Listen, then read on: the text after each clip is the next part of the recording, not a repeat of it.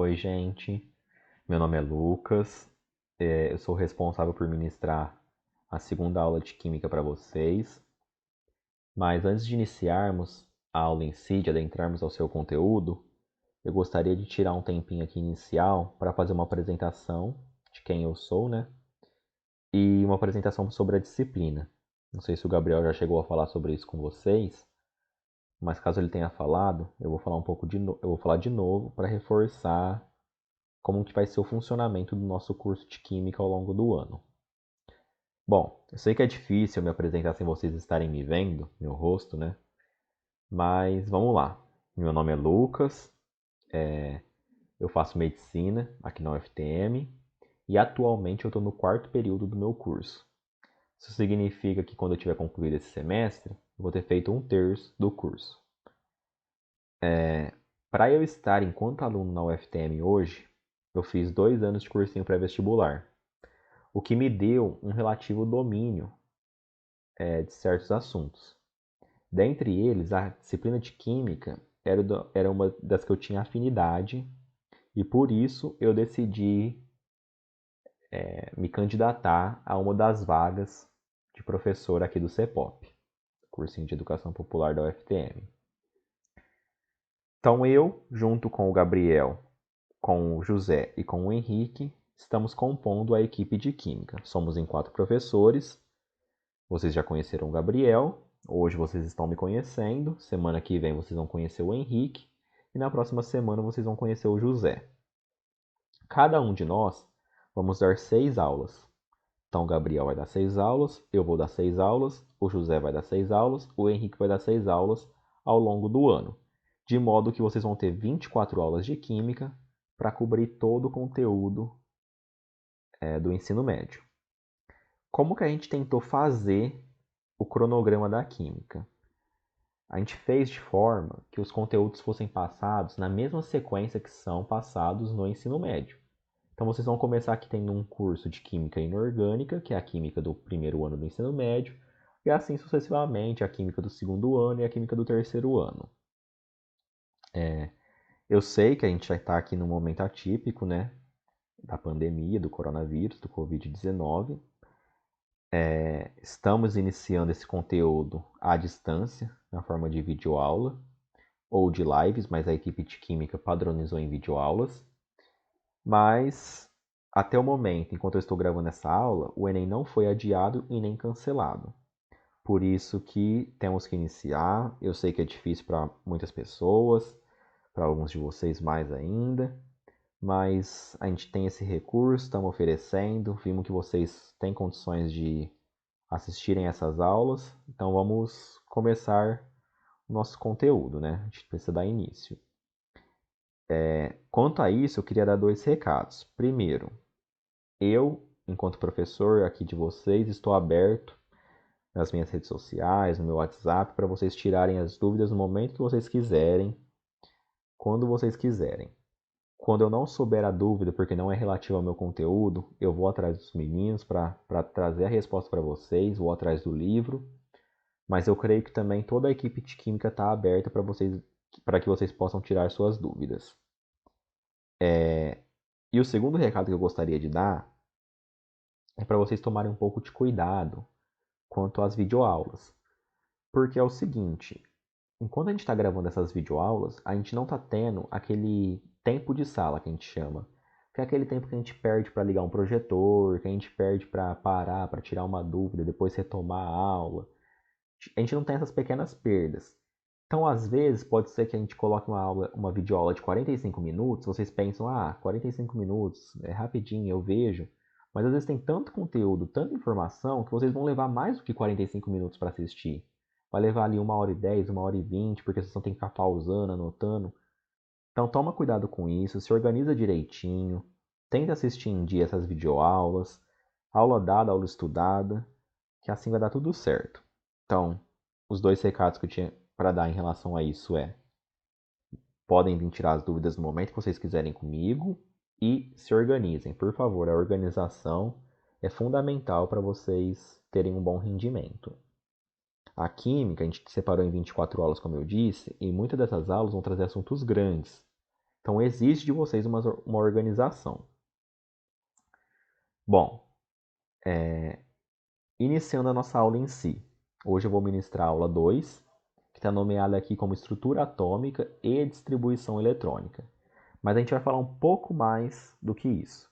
A gente vai falar sobre as leis ponderais, primeiro. Depois a gente vai entrar na teoria atômica, né, da formação dos modelos atômicos. A gente vai passar para a estrutura atômica, como é o átomo formado. E por fim, a gente vai falar sobre distribuição eletrônica. Então a gente tem 4 grandes assuntos para tratar aqui hoje. Então vamos começar. Bom, o primeiro assunto são as leis ponderais, que marcam um pouco da história inicial da química. A química, enquanto ciência, gente, não tem uma data precisa para a gente estabelecer como seu início. Porque vocês veem aí nos filmes, por exemplo, a Pedra Filosofal, a Alquimia, o Elixir da Vida, tudo isso já era química. Mas a química enquanto ciência, enquanto teorias e fatos, quando ela nasceu, a gente não tem uma data precisa. Mas alguns cientistas deram importantes contribuições que a gente pode falar que ali foi o surgimento da química como ciência, principalmente no século XVII e no século XVIII. Alguns desses cientistas é o Lavoisier e o Proust, como está mencionado aqui nesse segundo item, que a partir de suas experimentações chegaram a conclusões que criam uma base, um alicerce para o desenvolvimento da química nos séculos posteriores. Por estabelecer uma relação entre a massa de reagente e a massa de produto de uma reação química, as leis desses cientistas Lavoisier e Proust ficaram conhecidas como leis ponderais, porque a palavra ponderal significa relativo a peso. Então, as leis de Lavoisier e Proust ficaram conhecidas como leis ponderais. Por que a gente está falando disso? Porque elas são as leis que criaram a base, o alicerce para o desenvolvimento da química. Vamos conhecer essas leis agora. Primeira lei, lei de Lavoisier ou lei da conservação de massa. O Lavoisier, gente, ele foi uma pessoa que viveu ali na época da Revolução Francesa, né? Ele desenvolveu inúmeros experimentos, inúmeras reações químicas em recipientes fechados. E a partir disso, ele chegou numa importante observação, que foi denominada Lei da Conservação de Massa ou Lei de Lavoisier. O que fala essa lei? Diz que numa reação química em sistema fechado, e veja que aqui sistema fechado está destacado porque é uma parte importante da lei, a soma das massas das substâncias reagentes é igual à soma das massas das substâncias produtos. Então aqui a gente tem uma reação, eu escrevi ela de forma por extenso, magnésio mais oxigênio gerando óxido de magnésio, porque era dessa forma que era escrito na época, eles não tinham conhecimento total da teoria atômica, das moléculas, de como eram formadas, mas eles já sabiam o nome de algumas substâncias. Então eu escrevi dessa forma. Os reagentes é tudo o que está antes da seta, e os produtos é o que está depois. Os reagentes são substâncias que vão se combinar de modo a formar o que a gente chama de produto. Quando a gente coloca os reagentes em um sistema fechado, a lei diz que a soma das massas das substâncias é igual à soma das massas dos produtos. Veja, aqui eu tinha 5 gramas de magnésio e 7 gramas de oxigênio, que são os nossos reagentes. E no final, o que foi gerado foi 12 gramas de óxido de magnésio. Perceba que 12 é a soma de 5 mais 7. Ou seja, isso daqui obedeceu à lei de Lavoisier. Por que o Lavoisier destacou a importância da sua lei ser aplicada num sistema fechado? Porque a gente tem reações químicas que elas vão formar substâncias gasosas, ou que elas vão ter como um gás algum de seus reagentes. E por isso, elas podem sair espontaneamente do recipiente e ter uma falsa impressão de que teve perda ou ganho de massa, mas isso não acontece. Isso daí daria uma falsa impressão de erro na lei de Lavoisier. Vou mostrar algum exemplo um exemplo para vocês, que eu estou chamando de uma dica para vestibular. Geralmente, os exercícios vão trazer situações práticas para que você, aluno, justifique se esses experimentos contrariam ou não a lei de Lavoisier. Alguns exemplos que eu estou dando aqui para vocês. Ó. Aqui a gente tem uma balança feita com um cabide e aqui a gente tem um recipiente que você vai colocar as amostras. Por exemplo, você vai colocar papel ali e você vai colocar fogo. Depois de um tempo, você vai ver que a balança desandou em relação ao antes e depois. Aí ele vai te perguntar: esse experimento da combustão do papel, essa reação química da combustão do papel, contraria a lei de Lavoisier, já que houve diminuição na massa final, como a gente pode perceber na balança? E aí qual que é a resposta? Não, porque não foi realizado num recipiente fechado e dessa forma a substância gasosa formada se evaporou, fugiu dali e não pôde ser medida. Outro exemplo que a gente tem, por exemplo, é pegar uma palha de aço, bombril, né? Deixar exposta ao ar e ali a gente vai formar ferrugem.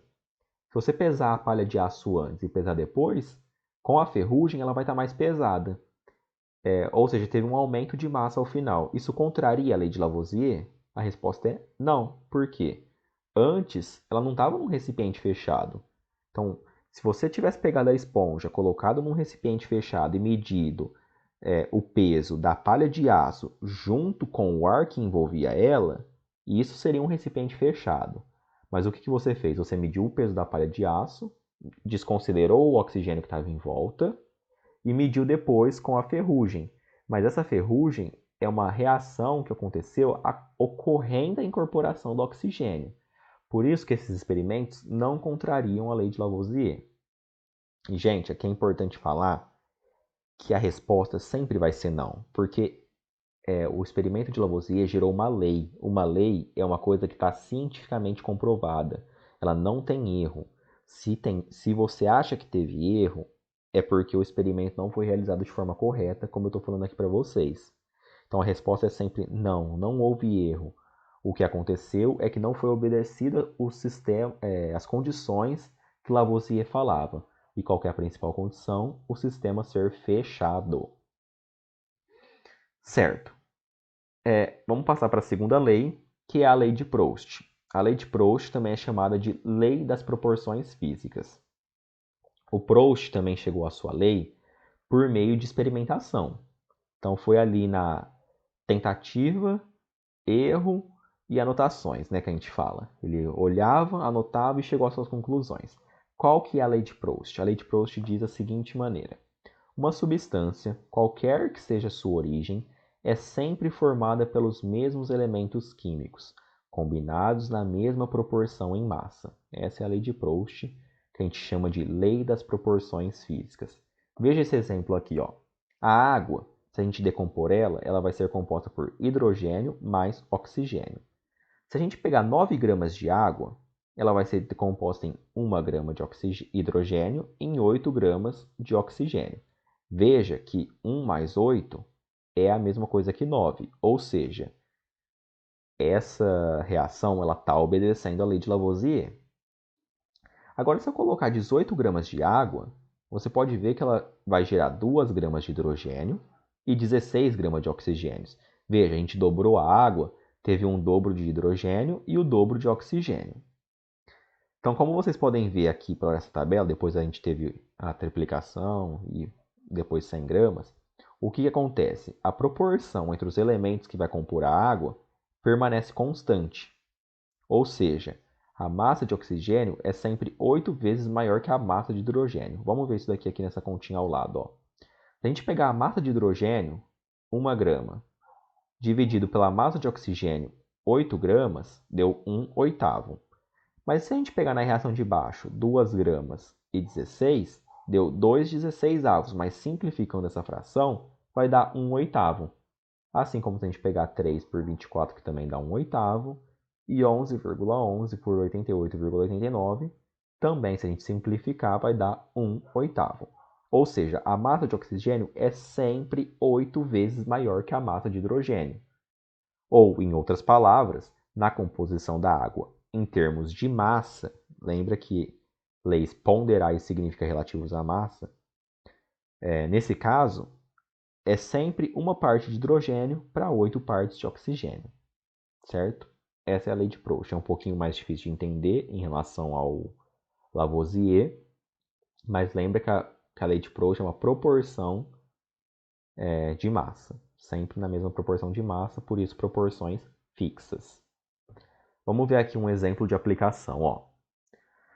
Os seguintes dados se referem à decomposição da amônia. Então, a amônia ela se decompõe gerando nitrogênio mais hidrogênio. Observem como é escrita a reação. Como eu falei para vocês, nesse momento eles não tinham um conhecimento profundo da teoria atômica, das moléculas. Isso só ia ser desenvolvido lá com o Dalton, como a gente vai ver para frente. Por isso que a reação, quando é trabalhada em Proust e Lavoisier, ela vem escrita por extenso. Então, se eu tiver 17 gramas de amônia sendo decompostas, quantas gramas de nitrogênio vai ser gerada? Aqui está perguntando de hidrogênio e aqui de nitrogênio de novo. Vamos ver as perguntas para a gente fazer. Ó. A. Use a lei de Lavoisier para prever os valores que faltam. Então, a gente quer saber os valores que está faltando aqui. O que diz a lei de Lavoisier, gente? Que num sistema fechado, a soma das massas das substâncias reagentes é igual à soma das massas das substâncias produtos. Então, se eu tinha 17 gramas de amônia e eu formei 3 gramas de hidrogênio, quantas gramas está faltando aqui de nitrogênio para a gente completar? 17 menos 3, 14 gramas de nitrogênio. Então, aqui a gente tem 14 gramas. Aqui, ele está mandando a gente usar a lei de Lavoisier, então vamos usar a de Lavoisier. Se eu tinha 34 gramas de amônia e eu gerei 28 gramas de nitrogênio, quantas gramas de hidrogênio está faltando para essa reação obedecer à lei de Lavoisier? 34 menos 28 vai dar 6 gramas. E aqui, como é? Mesma coisa. Se eu tinha 51 gramas de amônia, se eu gerar 9 gramas de hidrogênio, quantas de nitrogênio tem que ser gerada para isso satisfazer a lei de Lavoisier? 51 menos 9 vai dar 42 gramas de nitrogênio. Então, a letra A estaria resolvida com 14, 6 e 42 gramas, certo? E aí, na letra B, ele pergunta: mostre que os valores obtidos obedecem à lei de Proust. Qual é a lei de Proust? Lei da proporção. Então, ali, se a gente pegar e fizer a razão, que é uma proporção entre as substâncias geradas, a gente vai ver que isso dá sempre a mesma fração. Então, a gente não gerou lá 14 gramas de nitrogênio? Então, 3 gramas de hidrogênio sobre 14 gramas de nitrogênio dá 3 sobre 14, que se você pegar é a mesma coisa que 6 gramas da segunda linha sobre 28. A fração só dobrou, que é a mesma coisa que 9 gramas sobre 42. A fração só triplicou, gente. Então, 3 sobre 14 é igual a 6 sobre 28, que é igual a 9 sobre 42. E isso a gente está provando que os valores obedecem à lei de Proust. Por quê? Porque aconteceu uma proporção fixa. Essa seria a forma de provar. Ó. Só que a gente escreveria para a situação do exercício. Ou seja, massa de hidrogênio sobre massa de nitrogênio é igual a 3 sobre 14, que é igual a 6 sobre 28, que é igual a 9 sobre 42. Eu não trouxe aqui escrito, porque esse exemplo eu ia fazer na lousa para vocês, mas acho que deu para entender, né? Bom, vamos passar. Então, aqui a gente fechou as leis ponderais, Proust e Lavoisier, e aí a história da química continua, né? Nesse mesmo momento que esses cientistas estão propondo essas leis relativas à massa, começou-se a descobrir como é a menor partícula da matéria até então, que eles chamavam de átomo. Entre 1803 e 1808, o cientista John Dalton ele propôs uma teoria que explicava as leis de Lavoisier e de Proust, que falava como essas leis poderiam de fato acontecer. E ele chamou essa teoria de teoria atômica, que Por muitos anos, a teoria atômica de Dalton impulsionou a investigação da menor partícula da matéria, o átomo. Vamos ver como que se formou o átomo com os inúmeros modelos daqui para frente. O primeiro modelo, como a gente viu, é o modelo de Dalton. O modelo de Dalton ele foi proposto em 1808. Alguns livros trazem 1803, é uma divergência histórica, não tem um consenso, mas aqui eu adotei 1808. Em cada slide eu vou colocar para vocês um resumo de como é o modelo do átomo do cientista. O modelo de Dalton ele é uma esfera maciça, ou seja, ela não é oca, ela é dura. Ela é indivisível, ou seja, ela não se divide, não tem um nível menor do que ela. E ela é indestrutível, ela não some. Esse modelo a gente chama de bola de bilhar. Como vocês podem ver aqui, para vocês lembrarem, o modelo de Dalton é o modelo da bola de bilhar. E qual que é a importância desse modelo? Como a gente falou, esse modelo ele consegue explicar as leis ponderais de Lavoisier e de Proust. Mas, para chegar no seu modelo, o Dalton formulou uma teoria, que é o que a gente vai ver agora, a teoria de Dalton. Então, o Dalton formou o que a gente chama de teoria. A gente viu até então leis. Leis, eu falei para vocês, que são conclusões que se chegaram, que são verdades, que você pode aplicar em qualquer situação, que não vai mudar. Por isso que eu te falei para vocês. Se o cara perguntar a lei, se o experimento obedece à lei de Lavoisier, a resposta é sim, porque é uma lei, a gente sabe que vai obedecer. Só que a gente tem que explicar o porquê, né? Já Dalton, quando ele lançou a sua teoria, ele lançou os pressupostos, mas não era uma verdade indestrutível. Tanto que, daqui a alguns anos, um novo modelo atômico vai ser formado, derrubando alguns dos pressupostos da teoria atômica de Dalton, mostrando que elas tinham alguns erros. Mas vamos lá, ponto a ponto, de quais são os pilares da teoria atômica de Dalton. Primeiro pilar. Todas as substâncias são formadas por átomos. Aqui é uma verdade, ele não errou. Ele lançou essa teoria de que uma substância é formada por átomos, e isso é uma verdade até hoje. Os átomos de um elemento químico são iguais em todas as suas características, por exemplo, tamanho e massa. Aqui a gente já vê que tem um erro na teoria de Dalton. Ele não observou a presença dos isótopos, mas eu vou falar sobre isso mais para frente, porque aí eu vou conceituar o que são isótopos. Só quero mostrar que na teoria de Dalton, nesse ponto, tem um erro. Por isso que eu falo para vocês que teoria é diferente de lei. Terceiro pilar. Os átomos dos diferentes elementos químicos são diferentes entre si. E aqui é um outro erro, que são os isóbaros, que eu também vou explicar mais para frente o conceito e aí vocês vão entender melhor. As substâncias simples são formadas por átomos de um mesmo elemento químico. As substâncias compostas, também chamadas compostos químicos ou simplesmente compostos, são formados por átomos de dois ou mais elementos químicos diferentes que se combinam sempre numa mesma proporção. Percebam que aqui, nesse ponto, ele está provando a lei de Lavoisier, a lei de Proust, porque ele fala que os elementos químicos eles se combinam sempre numa mesma proporção.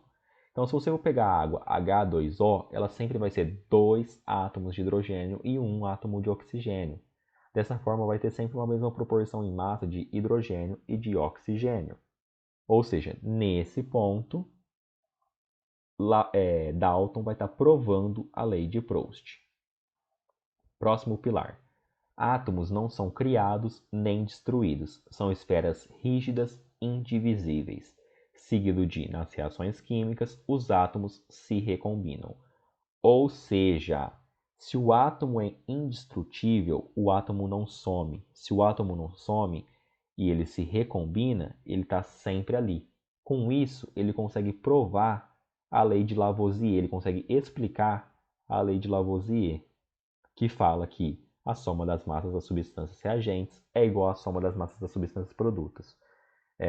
A lei de Lavoisier, se você for pegar, ela é também falada de uma maneira mais simples, como na natureza nada se cria, tudo se transforma. Ou seja, você não perde nada na natureza.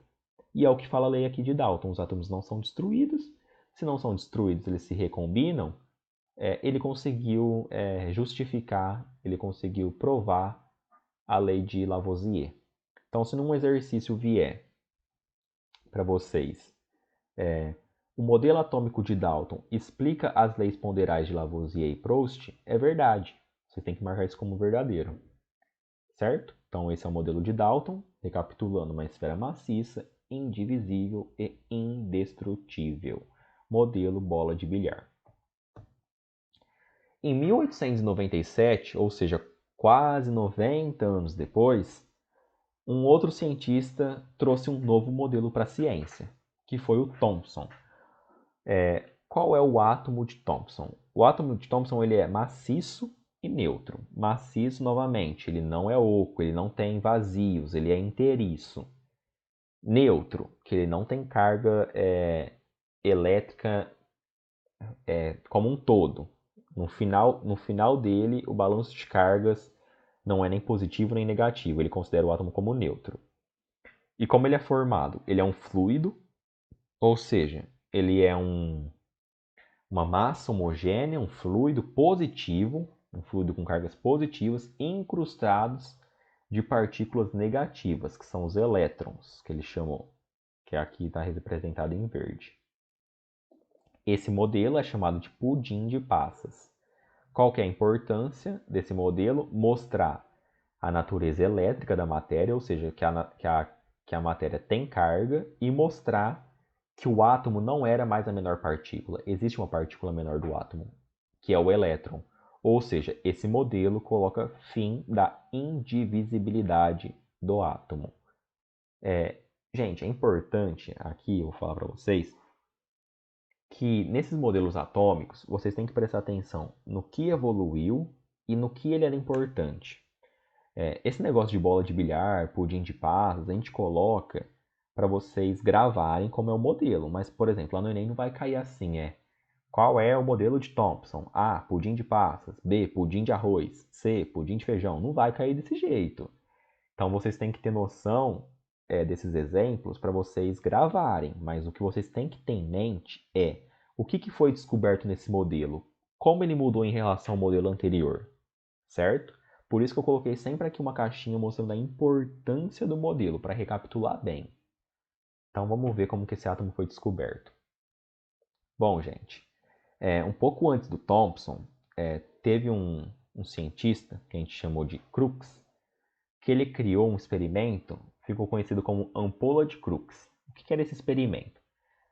Se a gente pegasse um gás, colocasse num recipiente aqui, que esse recipiente fosse conectado a uma bomba de vácuo, ou seja, o gás ia ser submetido a uma baixa pressão, e a gente conectasse ele numa bateria, ou seja, que a gente tem um polo negativo e um polo positivo, e isso conectado numa bateria, a gente ia ver uma faixa luminosa sendo formado entre os polos dessa bateria, entre esses polos do tubo. Uma faixa luminosa. Mas se essa bomba retirasse ainda mais e deixasse uma grande pressão, uma baixíssima pressão aqui dentro, essa faixa luminosa ela iria sumir, mas iria ser formado uma mancha luminosa aqui nessa região. Observem, mancha luminosa, aqui detalhado em rosa. E aí os cientistas atribuíram essa mancha de algo que viria do cátodo. E eles chamaram isso de raios catódicos. Raios catódicos. Ou seja, na ampola de Crookes, o que acontece? Um gás é submetido a baixíssimas pressões. E esse gás que está dentro desse tubo está conectado a uma bateria, de modo que é formado uma mancha na região do ânodo, na região positiva. Eles atribuíram essa mancha ao lançamento de raios catódicos, raios que vêm do cátodo. O experimento em si eu estou explicando para vocês, mas não é uma coisa tão importante assim. Eu só quero explicar como ele chegou na descoberta dele. E aí o Thomson, trabalhando com essa ampola de Crookes, ele descobriu que esses raios catódicos, na verdade, eram formados pelo que ele chamou de elétron. Ou seja, A descoberta do elétron veio por meio desse experimento, e aí o Thomson falou que não, o átomo ele não é formado por uma esfera indivisível. Ele tem uma partícula menor, e essa partícula ela é o elétron. Aqui, gente, é importante a gente chamar a atenção que o Thomson ele descobriu o elétron, ele não descobriu a carga elétrica. Carga elétrica que vocês vão ver lá na física, que eu falo é 1,6 vezes 10 elevado a menos 19, não foi essa a descoberta do Thomson, ele descobriu o elétron, ele descobriu a partícula. Então, recapitulando aqui para vocês, o modelo de Thomson. O elétron ele é maciço e neutro. Ele é um fluido positivo, representado em laranja, incrustado com partículas negativas, representado em verde aqui, que são os elétrons. Esse modelo é conhecido como pudim de passas e ele mostra a natureza elétrica da matéria e coloca fim da indivisibilidade do átomo. Vamos passar aqui para o próximo modelo, 1911. Perceba que foi logo depois, cerca de 15 anos depois, um pouco menos, Rutherford apareceu com um novo modelo. E aqui o átomo já começa a tomar a forma como a gente conhece ele atualmente. Perceba que o desenho já começa a se aproximar com os desenhos de átomo que a gente vê por aí. O modelo de Rutherford ele consiste de que forma? Em um núcleo pequeno, denso e positivo, ou seja, ali tem prótons. Ao redor do núcleo há um grande espaço vazio, que o Rutherford chamou de eletrosfera, com elétrons em órbitas circulares. Esse modelo, como a gente fala que está em órbita, a gente chama de modelo planetário. E qual é a importância desse modelo? Ele descobre a eletrosfera e coloca o fim ao átomo como uma esfera rígida. O átomo agora ele passa a ter vazios, que é o que a gente chamou de eletrosfera. Como esse átomo foi descoberto? Vamos ver qual que é o experimento que levou Rutherford a descobrir e formular o seu modelo atômico. Qual era o experimento de Rutherford? O Rutherford ele pegou uma plaquinha de ouro, finíssima, uma folha de ouro, e passou a metralhar essa folha de ouro com partículas portadoras de cargas elétricas positivas, que a gente chamou de partículas alfas. Observe aqui, ó. Aqui, nesse centro, a gente colocou uma folha de ouro, certo? Finíssima. De modo que ali tem poucos átomos na espessura. Aqui a gente tem uma máquina que lança partícula alfa, que vem de um material radioativo. A gente vai ter uma aula de radioatividade mais para frente. Mas por enquanto vocês têm que saber que a partícula alfa ela tem carga elétrica positiva. Gravem isso. Partícula alfa, carga elétrica positiva. Então a gente lança essa partícula alfa em direção à placa de ouro e a gente envolve essa placa com uma tela fluorescente para a gente fazer as marcações necessárias para a gente tirar as conclusões do experimento. Vamos ver essas conclusões nesse slide aqui, ó. Observem, aqui embaixo está representado a folha de ouro. Percebam que tem poucas camadas de átomo, mas cada uma dessas bolinhas representa um átomo, de modo que a parte escurinha é o seu núcleo e a parte cinzinha é a eletrosfera que a gente vai vir a montar. Núcleo e eletrosfera. O Rutherford, quando ele lançou essas partículas alfas em direção à folha de ouro, ele via, por meio da gravação naquela tela fluorescente em volta, que a maioria das partículas passavam direto pela lâmina de ouro sem sofrer desvio nenhum. Ou seja, elas passavam pela lâmina de ouro, marcavam aquela tela fluorescente sem acontecer desvio. Ou seja, ele falou, nossa, o átomo tem um grande vazio, porque se elas passam direto, elas não estão batendo em nada. E aí ele chamou esse vazio de eletrosfera. Alguma dessas partículas alfas, elas sofriam os desvios. Então observe essa seta aqui, ó. A partícula alfa está vindo e ela desvia. Ele pensou, nossa, se essas partículas desviam, é porque elas têm um núcleo positivo. Porque se o núcleo é positivo, ele vai repelir a carga positiva e vai acontecer o desvio. Lembra que eu falei que era importante a gente saber que a partícula alfa é portadora de carga elétrica positiva? É por causa disso. Se o núcleo é positivo, a partícula alfa sofre desvio Então, a gente conclui que o núcleo tem que ser positivo.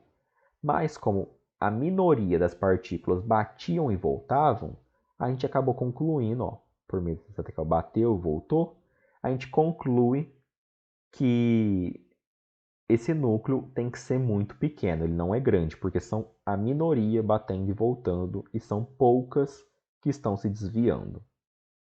Então, recapitulando, por meio das suas conclusões, Rutherford determinou que o átomo seria composto de um grande vazio, que ele chamou de eletrosfera, de um núcleo pequeno e positivo. Vamos ver mais algumas conclusões de Rutherford. O Rutherford ele concluiu que a massa do átomo está quase que totalmente concentrada em seu núcleo, que abriga as partículas positivas, os prótons. Ele determinou que o átomo é cerca de 10 a quarta a 10 a quinta vezes maior do que o seu núcleo, ou seja, ele fala por meio disso que a eletrosfera é um vazio enorme, cerca de 100 mil vezes maior do que o núcleo do átomo. E o Rutherford, gente, ele previu a existência dos nêutrons. Ele não descobriu a existência dos nêutrons. Os nêutrons só foram descobertos em 1932 por Chadwick, mas ele previu, ele falou, deve ter alguma partícula de carga neutra, mas ele não nomeou essa partícula, ele não descobriu, ele só previu. E ele também falou que os elétrons são cerca de 1836 vezes mais leves que os prótons. Então aí a gente consegue montar essa tabelazinha das partículas, ressaltando mais uma vez que os nêutrons não foram descobertos por Rutherford. A importância de Rutherford é caracterizar a eletrosfera como um grande vazio. Mas essa tabelinha traz aqui, ó, a massa relativa de nêutron e de prótons é cerca de 1, é a mesma. Mas a massa de um elétron é 1836 vezes menor do que a massa dos nêutrons ou dos prótons. A carga do elétron é menos 1, a do próton é mais 1 e a carga do nêutron é 0, por isso o seu nome. Bom, então aqui o modelo de Rutherford a gente viu já certinho. Então vimos Dalton, vimos Thomson, vimos Rutherford e agora a gente vai ver o modelo de Bohr, que é o modelo, didaticamente falando, é o último grande modelo a ser formulado. Os modelos modernos, eles trazem grandes evoluções, mas ficam numa seara um pouco mais detalhista. Vamos ver como que funciona o modelo de Bohr. Bom, o modelo de Bohr ele foi formulado em 1913. E aqui é importante a gente falar que o Bohr ele não quis derrubar o que o Rutherford tinha feito, mas ele queria caracterizar melhor, acrescentar algumas observações que ele fez. Então, o modelo de Bohr, o átomo de Bohr, ele segue o átomo de Rutherford, mas ele caracteriza melhor a eletrosfera. Por isso que esse modelo é chamado de modelo Rutherford-Bohr, certo?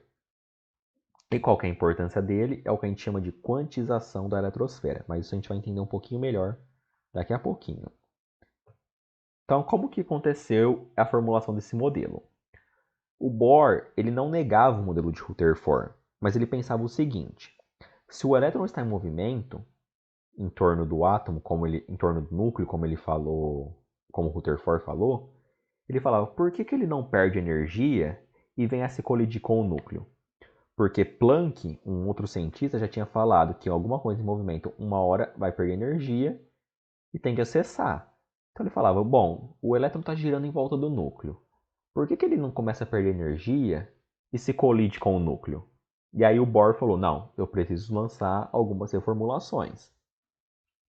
E ele lançou o que a gente chama de postulados de Bohr.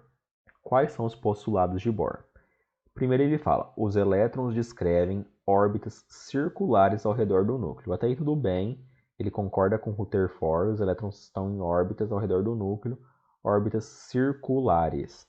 É importante aqui vocês prestarem atenção na palavra órbitas. Não é orbital, tem que ser órbitas. Orbital tá errado. Se algum presta atenção em alternativa de exercício, porque se trazer a palavra orbital tá errado, tem que ser órbitas circulares. Aí ele falou: a eletrosfera ela é dividida em camadas ou níveis de energia. É aqui a grande sacada do Bohr, ou seja, ela é quantizada, sendo que cada camada possui energia bem definida e constante, que a gente chama de estado estacionário da eletrosfera. Ou seja, Bohr falou que a eletrosfera que Rutherford tratava, ela é dividida em camadas. E cada uma dessas camadas tem um nível de energia específico, definido e constante. E dessa forma, ele tratou o porquê que os elétrons não perdem essa energia. Ele fala que quando um elétron está em um desses níveis de energia, ele não é permitido permanecer entre outros dois níveis. Ou seja, ele tem que estar em um dos níveis de energia. Se ele absorver um pouco de energia, que a gente chama de quantum, de uma fonte externa, ele pode saltar de uma camada mais interna para outra mais externa. E quando ele retorna, ele emite essa energia na forma de fóton, que é uma onda eletromagnética. Então vamos lá, gente. O Bohr, recapitulando para vocês, o que ele quis fazer? Ele quis explicar um pouco mais do modelo de Rutherford. E a grande explicação dele está nesse terceiro item aqui, ó. Um elétron está em um desses níveis de energia, não sendo permitido permanecer entre os dois níveis. Por quê? Porque a eletrosfera tem níveis de energias bem definidos. Vamos ver aqui um pouquinho sobre isso. Ó. Então aqui a gente tem um núcleo central positivo e algumas camadas da eletrosfera, sendo que cada camada tem uma energia definida. Quando o elétron, representado em rosa, absorve a energia, esse elétron é excitado e passa por uma camada externa. Quando ele retorna para a sua camada original, essa é a tendência dele retornar sempre para a sua camada, ocorre a liberação de energia na forma de fóton, certo? Então, quando ele absorve energia, ele volta para sua camada e emite os fótons. Qual que é a aplicação disso? Aqui eu trouxe para vocês o teste de chamas e os fogos de artifício. Por exemplo, teste de chamas. O teste de chamas é você pegar uma substância e colocar num fogo e você vê que a chama muda de cor. E por que que isso acontece? Por exemplo, se você for pegar uma substância que tem lá sódio, sal de cozinha, tá fazendo arroz, aí você tá lá, colocou água, pôs sal, mexeu, aí você deixou o fogo alto, não percebeu, começou a borbulhar, aí cai um pouco de água salgada na chama. Você percebe que a chama fica mais alaranjada naquele momento. Por quê? Porque o elemento sódio ali absorveu energia, o fogo é calor, é energia, parte dos seus elétrons saltaram para a camada mais externa, e a hora que eles voltaram, ele emitiu aquela coloração laranja. Isso é o que a gente chama de teste de chama.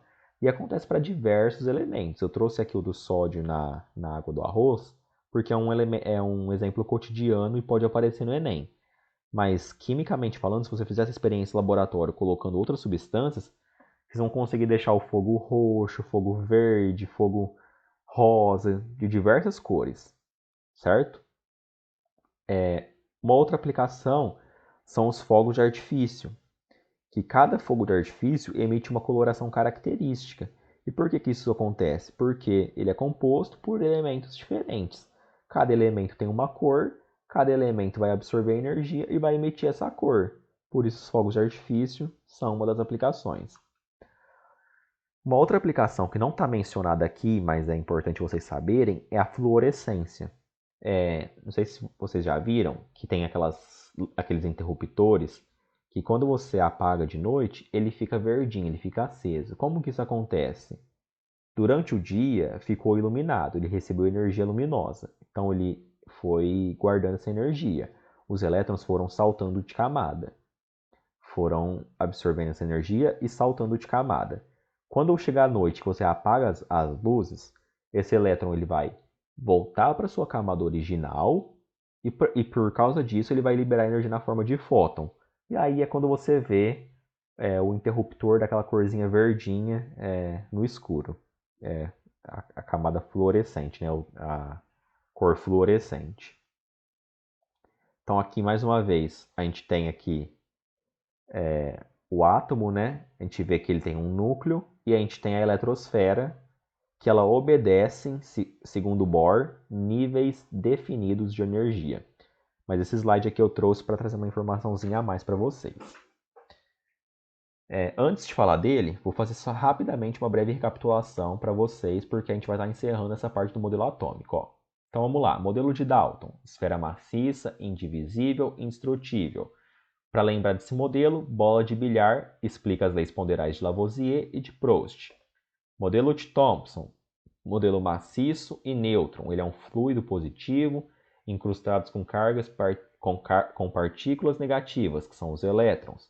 É o modelo pudim de passa, que vai mostrar para a gente a natureza elétrica da matéria e o fim da indivisibilidade do átomo. Modelo de Rutherford apresentou aquele grande vazio, a eletrosfera. É chamado modelo planetário. Ele coloca descobrimento da eletrosfera e fim do átomo como uma esfera rígida.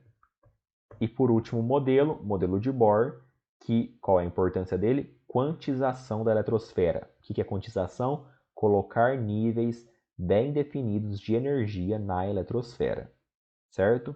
Se alguém tiver alguma dúvida, retorna aí o vídeo, vê os modelos certinho. Como eu falei para vocês, o importante é vocês saberem o que mudou de um modelo para o outro. O que esse modelo descobriu? Que eu coloquei ele na caixinha da importância, naqueles slides-chave. Eu vou estar disponibilizando os slides para vocês, mas ao final aqui ao final da aula eu vou estar recomendando também a leitura do livro. Mas aí a gente fala um pouquinho mais para frente.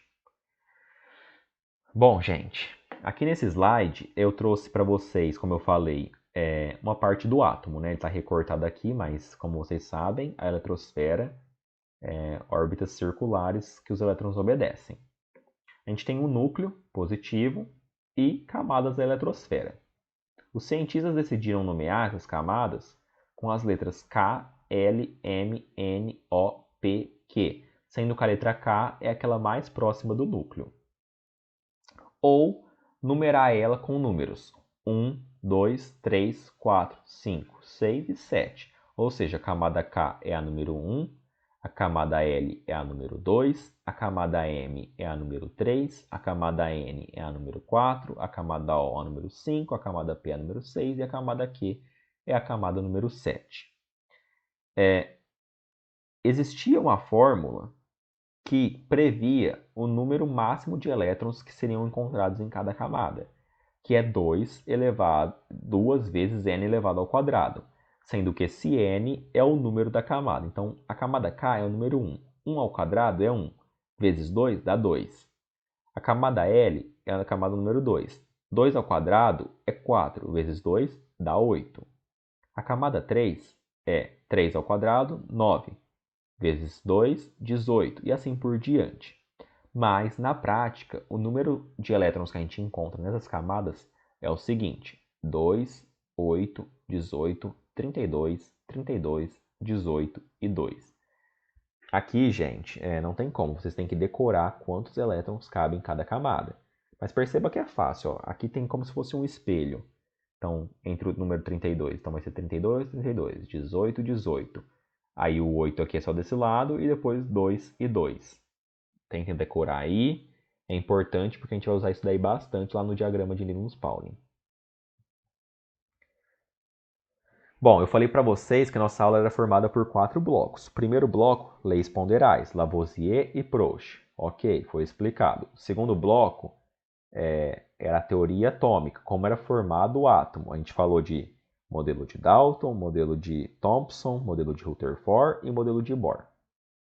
Agora, o terceiro bloco a partir do átomo formado, como é a estrutura atômica? Vamos falar sobre alguns conceitos fundamentais aqui nessa parte. Então vamos lá. A estrutura atômica, a gente tem dois itens principais. O número atômico, que corresponde ao número de prótons de um átomo. O número de prótons é o número de cargas lá positivas que está no núcleo. Lembra? Número de partículas positivas, não de cargas, de partículas positivas que a gente chama de próton lá no núcleo. E ele é representado pela letra Z, que é colocada aqui nessa região, que é inferior à esquerda do elemento. E o número de massa corresponde à soma do número de prótons e nêutrons, ou seja, o número de massa é igual ao número de prótons, que é Z, mais o número de nêutrons, que é N. E ele é colocado aqui na parte superior esquerda do elemento. Então veja, ó, o elemento cálcio, aqui representado, teria o seu número de massa aqui e o seu número atômico aqui embaixo. Observa, gente, que se você for pegar uma tabela periódica, às vezes vai ter uma configuração diferente. E qual que é essa configuração? É o número atômico vir em cima do elemento e o número de massa vir embaixo do elemento, a massa atômica, que é praticamente igual ao número de massa. Vamos lá. Próximos conceitos. Elemento químico. O elemento químico corresponde ao conjunto de átomos com o mesmo número atômico. Eu trouxe aqui embaixo, por exemplo, ó, os isótopos do hidrogênio. A gente tem o prótio, o deutério e o trítio. Todos esses são átomos de hidrogênio. Por quê? Porque todos eles têm o mesmo número atômico. Isso é o que faz eles serem o mesmo elemento químico. Todos eles têm o mesmo número atômico, ou seja, todos eles têm um só próton no núcleo. O prótio tem um próton, o deutério tem um próton e o trítio tem um próton. O que mudou de um para outro? Foi aumentado o número de nêutrons. Mas o que faz um elemento químico ocorrer é o conjunto de átomos com o mesmo número atômico, certo? Átomo eletricamente nêutron é quando o número de prótons é igual ao número de elétrons. Dessa forma, não está sobrando carga elétrica. E aí a gente fala que o átomo é neutro. Pelo contrário, quando o átomo perde elétrons ou recebe elétrons, ele vai desequilibrar. E aí a gente vai ter a formação de um íon. Gente, como o próton ele está no núcleo, bem condensado ali com os nêutrons, a gente nunca perde próton. Para a formação de um íon, é sempre a perda ou a ganha de elétrons. Se acontecer a perda de elétrons, o átomo que estava nêutron vai ficar positivo, e a gente vai chamar de cátion. Esse íon é chamado de cátion.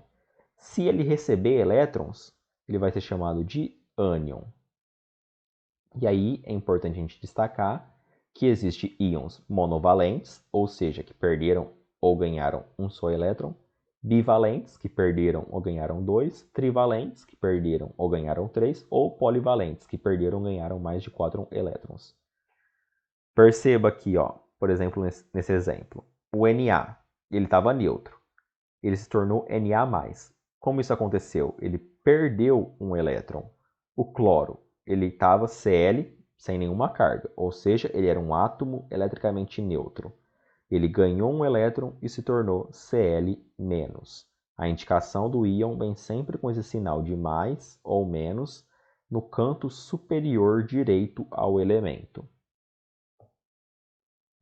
Mais um exemplo aqui para vocês, ó, o cloro. O átomo neutro de cloro ele tem 20 nêutrons, 17 prótons e 17 elétrons. Como que eu sei esses números? Os prótons a gente já sabe que é o número atômico, como a gente vê aqui, ó, número 17. Aí os nêutrons, lembra da formulinha? Número de massa é igual a número de prótons mais número de nêutrons. Se eu tiver 37, tirar 17, eu chego nos 20 nêutrons. Quem tiver alguma dúvida, coloca aí na formulinha. A é igual a Z mais N. Como esse átomo está neutro, o número de prótons tem que ser igual ao número de elétrons. E aí a gente descobriu todas as quantidades de partículas desse átomo. Mas, se eu acrescentar um elétron, o que vai acontecer? Bom, como eu falei para vocês, gente, o núcleo não se altera. Portanto, o A e o Z não vai se alterar. Ou seja, o número de prótons e nêutrons a gente não mexe. O que acontece é a alteração na eletrosfera. Esse elétron vai entrar lá e vai aumentar uma carga negativa, ou seja, passou a ser 18 elétrons. Como a gente faz para indicar isso? A gente coloca o símbolo de menos aqui nesse átomo, certo? E o exemplo que eu trouxe do sódio está aqui representado dessa forma também. Ele tem o sódio, átomo neutro, ele tem 12 nêutrons, 11 prótons e 11 elétrons. Como eu sei disso, vamos lá de novo. O número atômico indica o número de prótons. Fica à esquerda inferior do elemento. 11 prótons, número atômico 11. Número de massa, 23. O que eu faço com o número de massa? Taco na fórmula A é igual a Z mais N e descubro o número de nêutrons. Como o átomo é eletricamente neutro, o número de prótons tem que ser igual ao número de elétrons. O sódio, se eu retirar um elétron dele, o que vai acontecer? Lembra, gente, a alteração é sempre no elétron. O núcleo não se altera, portanto, o número de massa e o número atômico nunca vão se alterar. A gente vai continuar tendo 12 nêutrons, a gente vai continuar tendo 11 prótons. Mas a gente vai passar a ter 10 elétrons, porque a gente perdeu um. De forma que a gente vai ter uma carga positiva a mais que uma carga negativa. E isso vai ser simbolizado por esse símbolozinho aqui, ó, de mais no canto superior direito ao elemento. Aqui, ó, esse diagrama é simplesmente resumindo tudo que a gente falou. Um átomo neutro ele tem número de prótons e número de elétrons que são iguais. Para ele ser átomo neutro, o número de prótons tem que ser igual ao número de elétrons. Ele pode, eventualmente, perder ou receber elétrons. O que ele perde é sempre elétrons, nunca perde prótons, nunca, nunca, nunca. Se ele perder elétrons, ele vai originar um cátion. O que é um cátion? É um íon positivo. Se ele ganhar elétrons, se ele receber elétrons, ele vai virar um ânion. O que é um ânion? Um íon negativo. Certo, gente.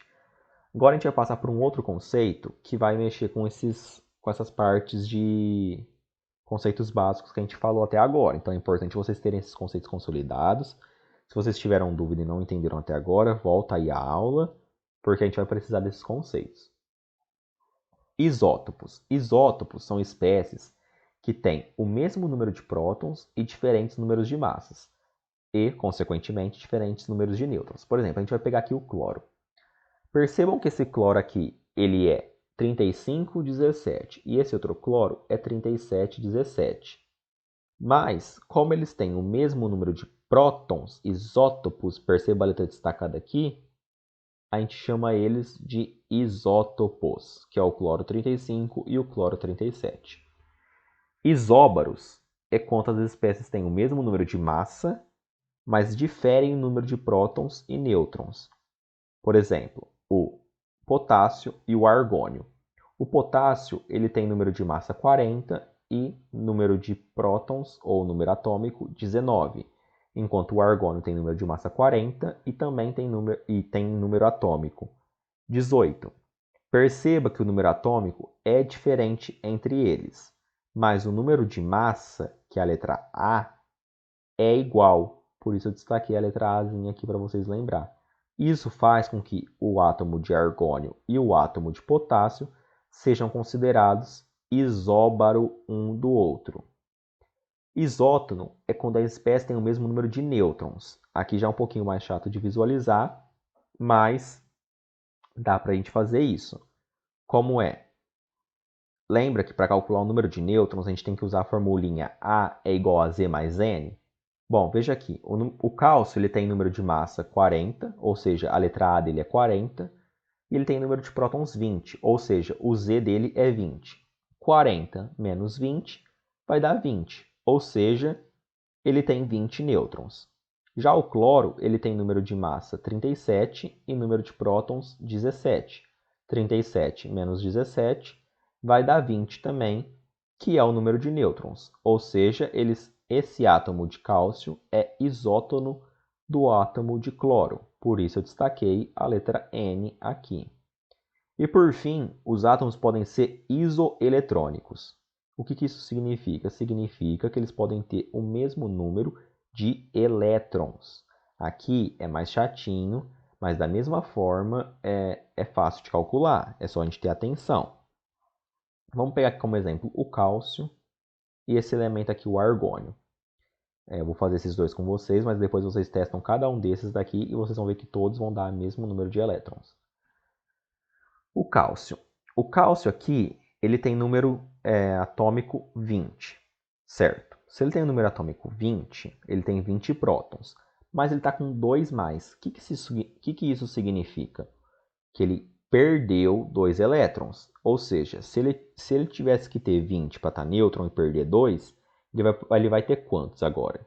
18, certo? Então aqui a gente sabe que tem 18 elétrons.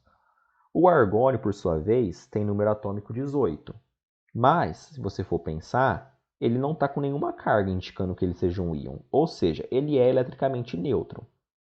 Por causa disso, o número de prótons é igual ao número de elétrons, ou seja, ele tem 18 elétrons. Veja que o argônio e o cálcio têm 18 elétrons, por isso eles são chamados de espécies isoeletrônicas, uma em relação à outra. Se você calcular o número de elétrons para o potássio, para o enxofre e para o cloro, você vai ver que todos eles vão dar 18 elétrons.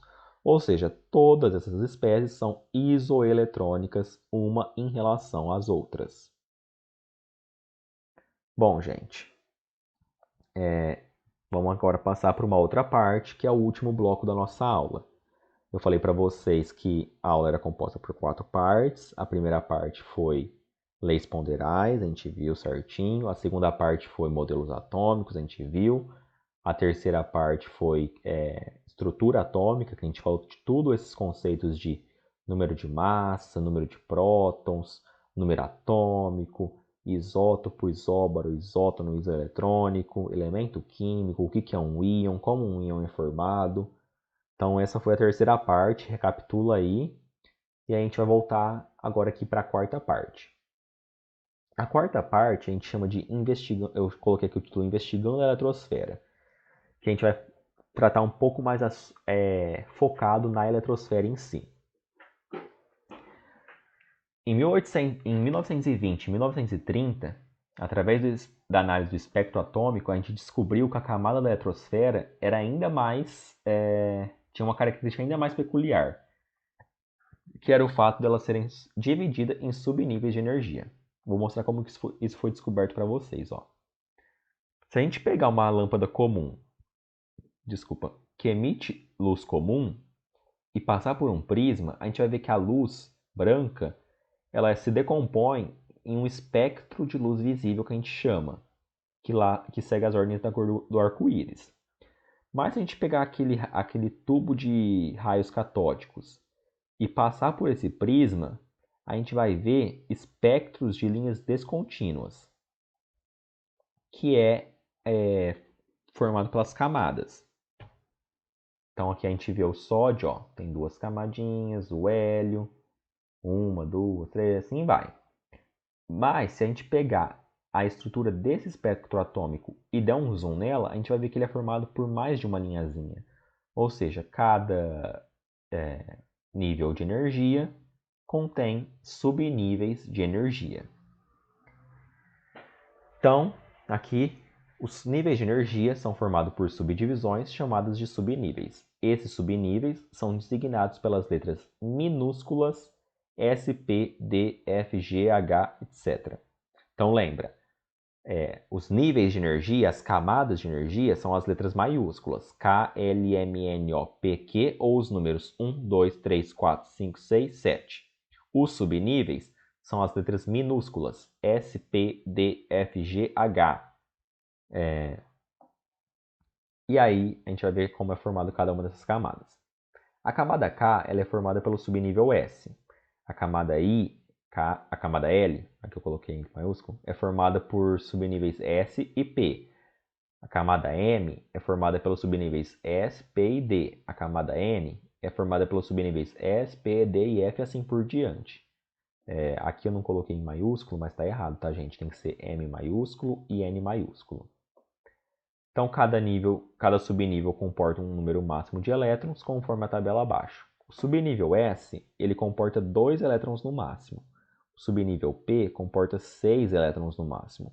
O subnível D comporta 10 elétrons, enquanto o subnível F vai comportar 14 elétrons. Aqui, mais uma vez, não tem como, a gente tem que decorar essa parte para a gente saber certinho. E aí a gente vai formar o famoso diagrama de Linus-Pauling. Eu esperava que a gente tivesse eu esperava que a gente tivesse aulas presenciais, eu ia ensinar vocês a montar o diagrama, mas na nossa live eu vou tentar gravar certinho para vocês como montar o diagrama, porque aí vocês aprendem junto comigo e não esquecem. Mas aqui por slide não tem como, eu só coloquei o diagrama.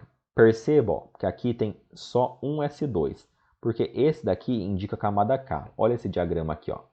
A camada K ela é formada pela 1S2. A camada L pelos subníveis 2S2 e 2P6.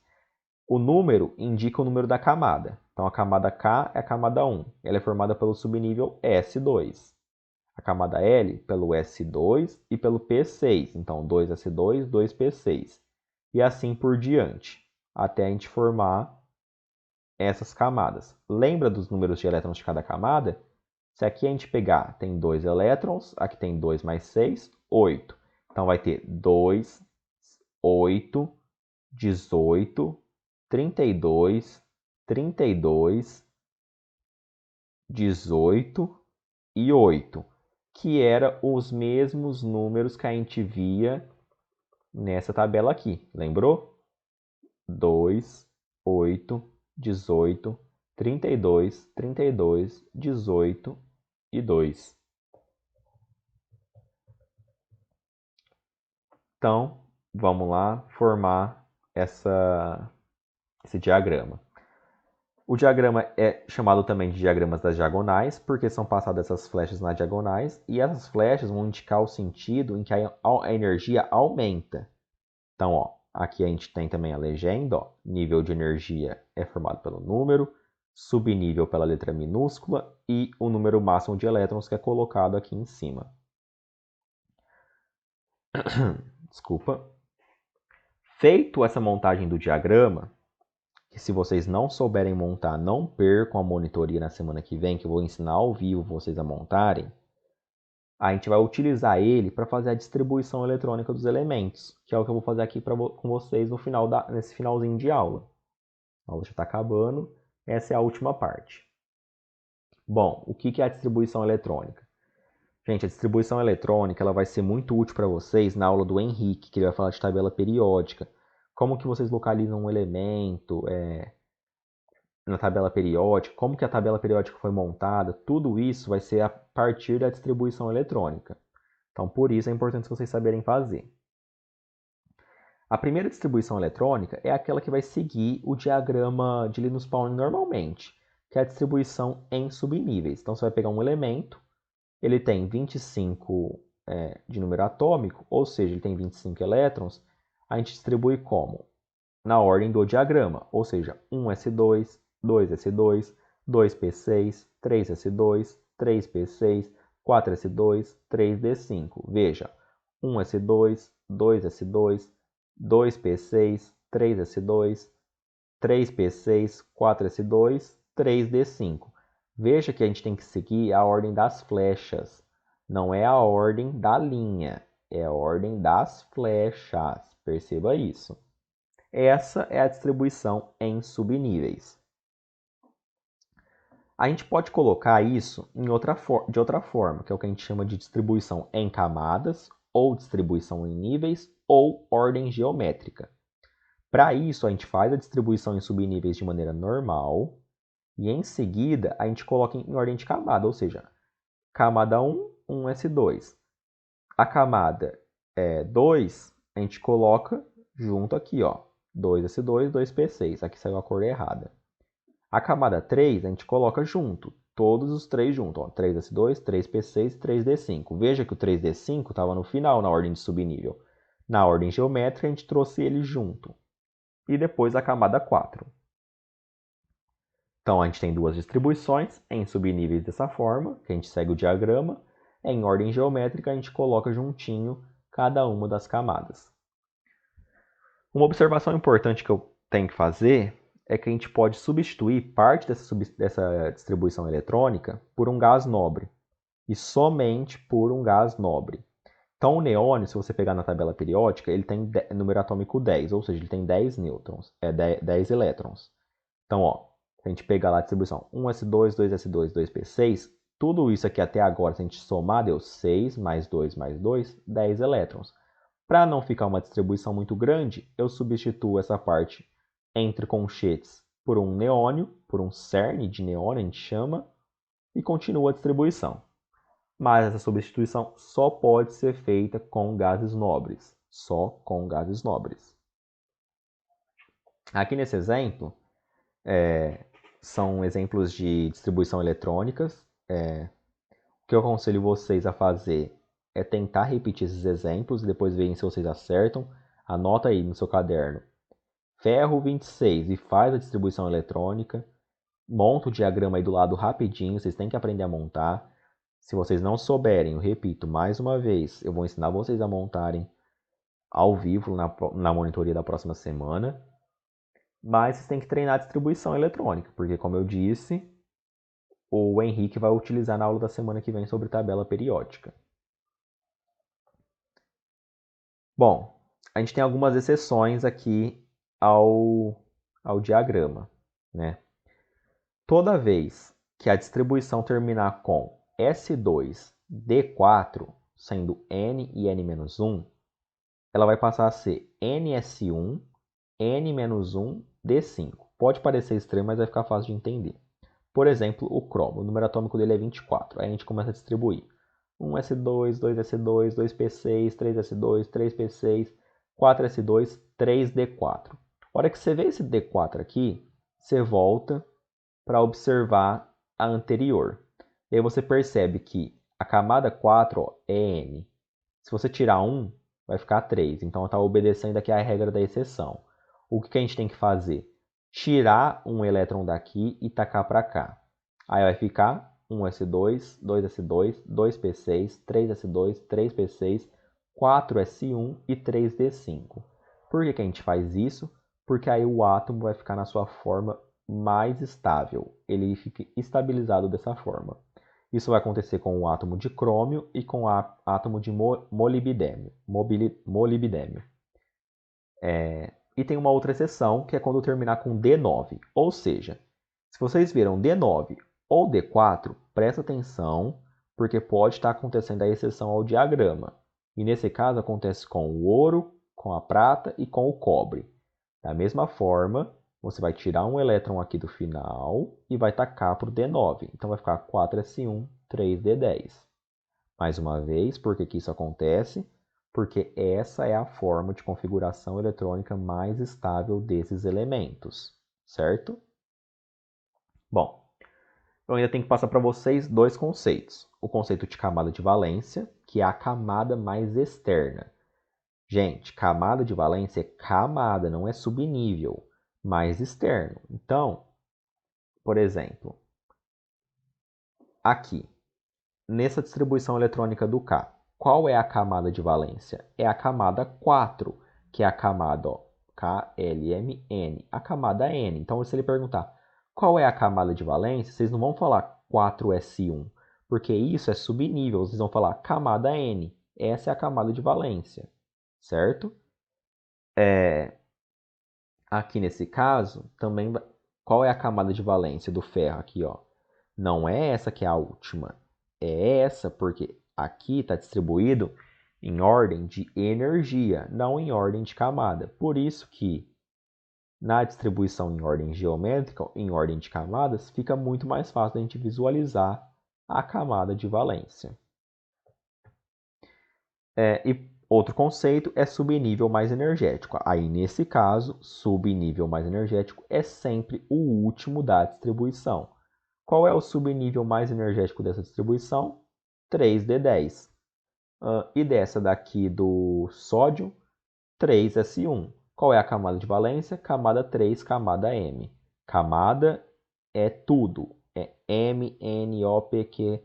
Subnível, aí sim, 3s1. Certo? Entenderam a diferença? Aqui é o último slide. que é a distribuição eletrônica de íons. Quando você vai colocar ou tirar um elétron para transformar um átomo eletricamente neutro em íon, essa entrada sempre acontece na camada de valência. Então, para a gente não se perder, a gente vai montar uma regrinha aqui. Qual que é? A gente vai fazer a distribuição normal do elemento e a gente tem que lembrar de tirar da camada de valência, gente, que é a camada mais externa. Então, veja aqui esses dois exemplos. Ó. O sódio, a distribuição dele fica 1s2, 2s2, 2p6, 3s1, somando um total de 11, como a gente viu. Se ele perder um elétron para virar sódio mais, esse sódio sai da última camada, que é a camada 3. Então, perdeu, ficou 1s2, 2s2, 2p6, e aí você coloca o símbolozinho de mais. Olha o exemplo do ferro, ele tem a distribuição 1s2, 2s2, 2p6, 3s2, 3p6, 4s2, 3d6. Se ele perder 2, ele tem que perder 2 elétrons da última camada. A última camada, a camada de valência, não é 3d6. Isso é subnível mais energético. A última camada é a camada 4. E ela tem aqui o 4s2. Se eu perder 2 elétrons, essa camada some. Por isso a gente colocou 1s2, 2s2, 2p6, 3s2, 3p6, 3d6. Mas e se eu quiser continuar perdendo mais um elétron? E aí, da onde vai sair? Bom, se a camada 4 sumiu, agora eu tenho que tirar da camada 3. E aí vai sair do 3d5. Vai sair do 3d6 e vai se tornar 3d5, certo? Para o ânion é a mesma coisa, só que o ânion é ganho de elétrons. Mas onde que esse elétron vai entrar? Sempre na última camada, sempre na camada de valência. Olha esse exemplo do enxofre. Ele é 1s2, 2s2, 2p6, 3s2, 3p4. Se ele ganhar 2 elétrons, ele vai passar a ser 3p6, porque a camada 3, a camada de valência é a camada 3, certo? Bom, gente, essa foi a aula de hoje.